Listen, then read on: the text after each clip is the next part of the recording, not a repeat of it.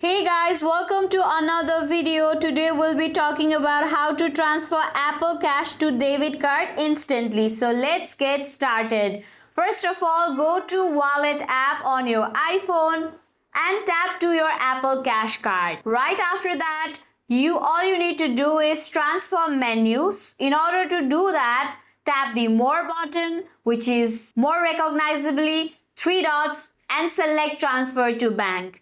Right after that, make sure to click on the amount. In order to do so, enter the amount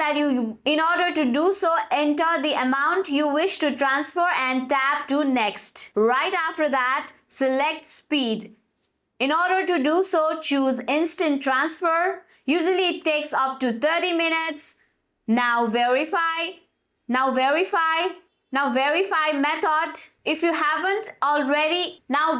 method. If you haven't already add an eligible debit card. Right after that, make sure to confirm it by using Face ID, Touch ID, or your face code or your passcode to confirm. Thank you for watching the video. I hope this helps you out.